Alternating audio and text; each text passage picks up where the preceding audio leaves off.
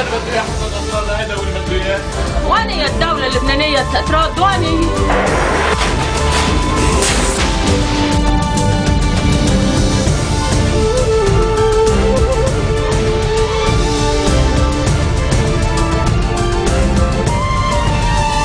Good afternoon. It is Friday, June 21st. I'm Yumna Naufal, and these are today's headlines. 2 rockets installed on its launch pad are found in Balloune in the Kasserwan district. 1 person is killed and 5 wounded as protesters block several roads in the Bekaa, the north, and Beirut to express solidarity with the town of Al-Sail. This year's World Refugee Day theme draws attention to the impact that conflict, strife, famine, disasters, persecution, and war have on families. 2 rockets installed on their launch pad were found in Balloune in the Kasserwan district. A technical malfunction prevented the second rocket from being launched while the first hit the electricity cables of Jamhour station. This comes as the army, the presidential guards, and security forces were conducting a search operation in the town of Araya in Babda, where a strong blast was heard overnight. The information they provided to Naharnet came as the launch pads with one of them as a 122mm Grad rocket installed on it were discovered in the town of Balloune. The army drew a tight security dragnet and prevented reporters from approaching the area.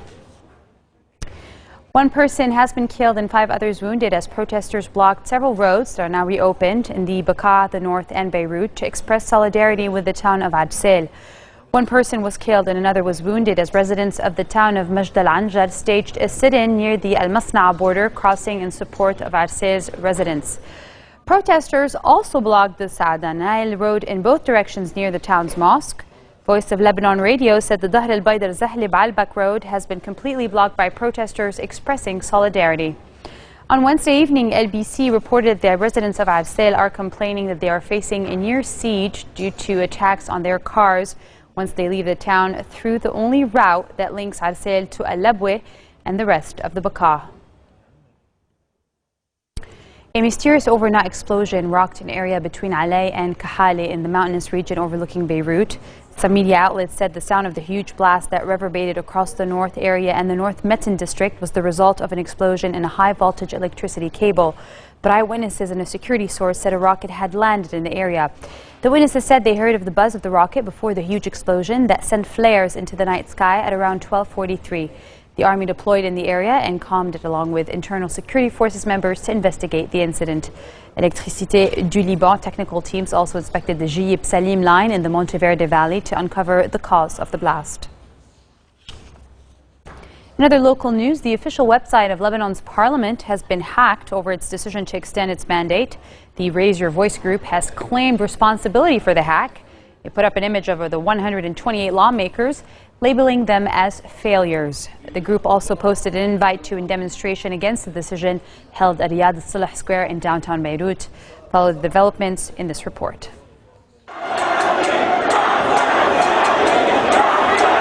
Dozens of protesters who had gathered in Beirut's Riyadh al-Salah Square since Thursday continue to demand that Parliament reverse an earlier decision to extend the term of its own lawmakers by 17 months, effectively bypassing elections. The sit-in was held near the Parliament building as security forces stood guard to prevent the protesters from reaching the building after earlier clashes with anti-riot police. Nevertheless, protesters are determined to stand up against what they call an illegal extension. We called for a protest against the extension and against the violation of Lebanon's democracy.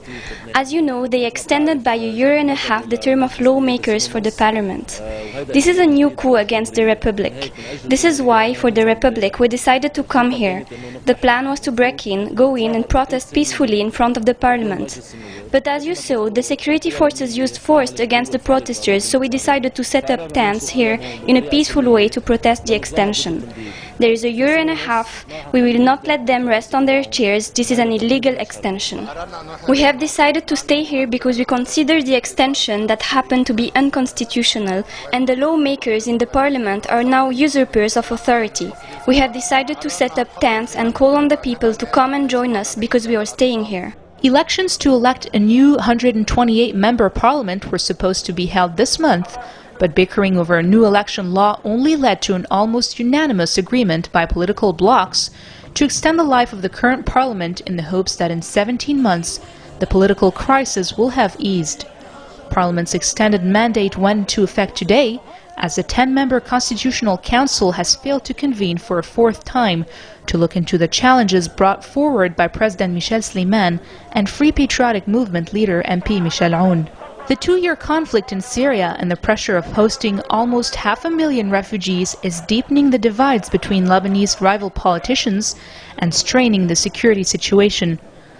Lebanon is also without a government since its previous Prime Minister Najib Mikati has resigned 3 months ago, and his successor Tamam Slam, who was named to form a new government, has so far failed to do so. This year's World Refugee Day theme has drawn attention to the impact that conflict, strife, famine, disasters, persecution and war have on families, because one family torn apart by war is too many. A special event organized by Save the Children under the patronage of His Excellency British Ambassador to Lebanon, Mr. Tom Fletcher, commemorated the day at La Sagesse School Theatre in Jdeide, and we've got a few bites from them. What Save the Children is doing is a wide spectrum of programmes. We're trying to meet immediate needs of refugees as they're coming over, so that would be with shelter.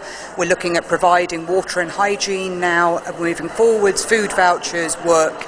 Then we're looking at the longer term needs for both Syrian children, Palestinian and Lebanese. We're looking at education, child protection, safe spaces for children to come. That's actually some of the money we've committed already, but it's a new $275 million that we committed yesterday at the G8 summit from the UK. And from our partners in the G8, we managed to raise $1.5 billion. This is the biggest UN humanitarian appeal ever, and this is now the biggest response from the countries of the G8 and other partners. We all realise the burden that this crisis is placing on so many families, but also on countries like Lebanon, who are absorbing refugees in their tens of thousands. And we realise there's an obligation on all of us to do more. So the new UK contribution is a new figure of $275 million. The EU have already announced an additional €500 million. So all of us are trying to do more to help countries like Lebanon to respond. Have you met the refugees here personally? Have you been to a lot of camps? How are you finding the situation? I have. I went with Samantha Cameron to visit several camps in Zahaleh and the Bekaa Valley 2 months ago, and I saw for myself the conditions that refugees are living in. But more striking, I heard their stories. You know, these are not people who have chosen to come here. They're not economic migrants. They're people whose lives have been completely shattered, completely uprooted. And I think Lebanon is hosting them with extraordinary generosity so far, and that takes a lot of sacrifice, but it's worthwhile. But we have to do more to help Lebanon to shoulder that burden. Syrian troops bombarded the Damascus neighborhood of Kaboun as they pressed a bid to drive rebels out of the district. Regime troops renewed shelling the morning of the Kaboun neighborhood, and fierce clashes were underway between soldiers and rebels on the outskirts of the area. The Syrian Observatory for Human Rights said regime forces are hitting the area with mortar rounds, tanks and heavy artillery. The fighting comes on the third day of a regime attempt to clear rebel forces from the neighborhood in the northeastern of Damascus, one of several districts on the outskirts of the capital where opposition forces have a foothold. The clashes killed at least one rebel fighter, and there were reports of deaths among regime troops as well. Coming up next, 1 million march across Brazil in the country's biggest protest in 2 decades. That and more when we return.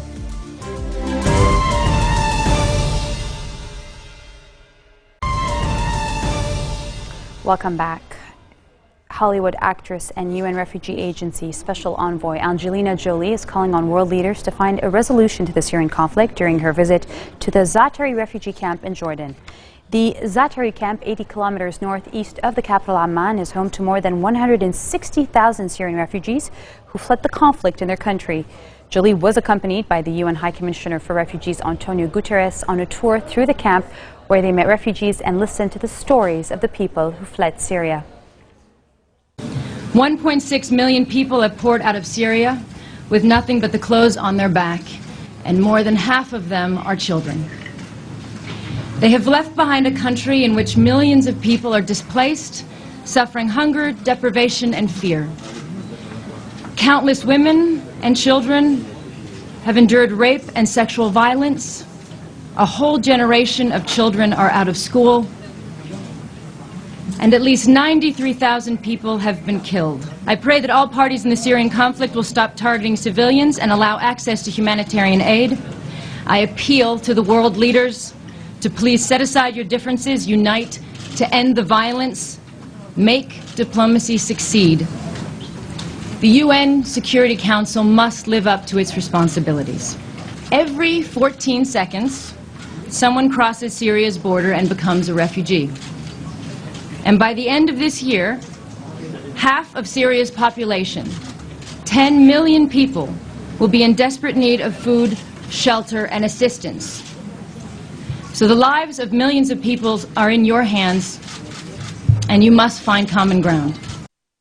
Egyptian Islamists gathered for a show of strength in Cairo ahead of a planned opposition protest calling for President Mohamed Morsi to step down, highlighting the tense political divide in the Arab world's most populous state. Dozens of parties, including Morsi's Freedom and Justice Party, the political arm of the powerful Muslim Brotherhood, have called for a demonstration outside the Rab'a Al-Adawiyya Mosque in Cairo's Nasr City neighborhood after noon prayers.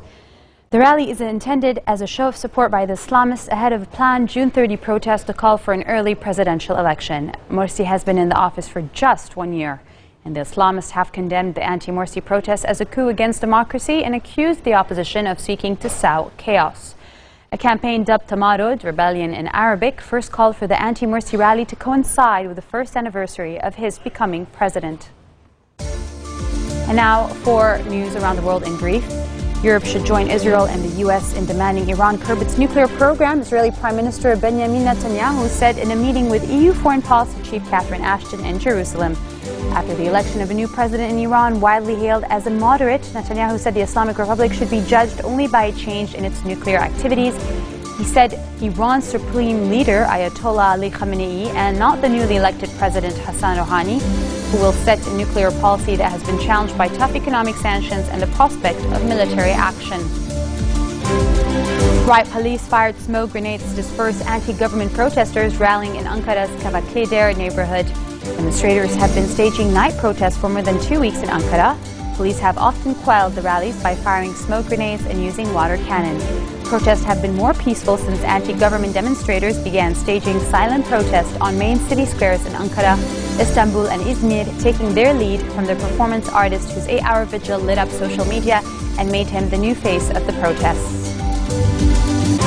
And lawmakers from the Democratic Left Party, angered by the abrupt shutdown of broadcaster ERT last week, began meeting to decide whether to continue backing Greek Prime Minister Antonis Samaras or pull out of the three-party coalition. Samaras has warned he was ready to press ahead without them. Party officials said members were divided, with some saying the party should stay in the coalition while others want to withdraw. More than 1 million people are reported to have taken part in protests in about 100 cities across Brazil, the latest in a wave of demonstrations. The protests began more than a week ago over high transport fares, but are also highlighting corruption and the cost of next year's Football World Cup. Linda Tamim reports.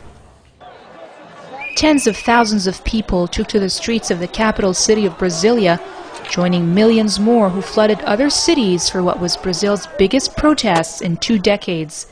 Now in their second week, demonstrations have broadened to protest high taxes, inflation, corruption, and poor public services ranging from hospitals and schools to roads and police forces.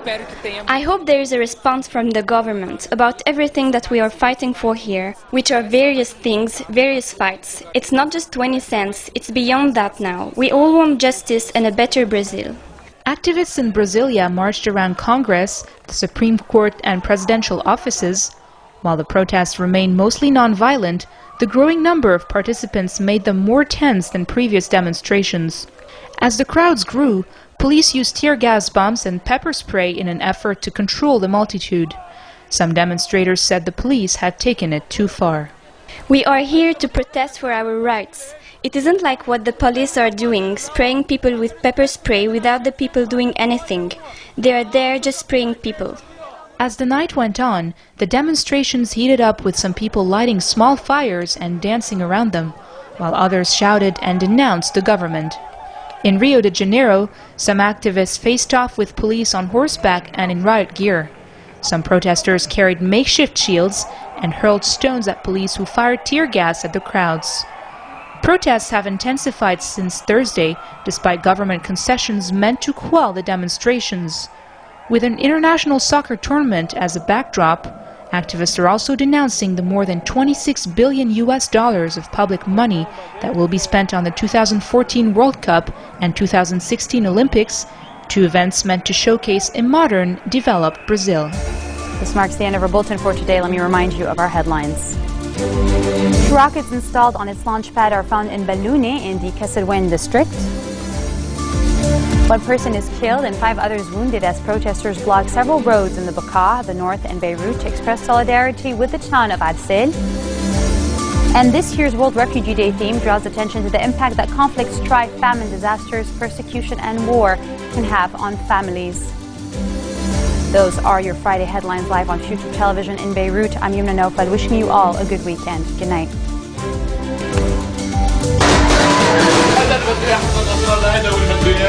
وين هي الدولة اللبنانية تردوني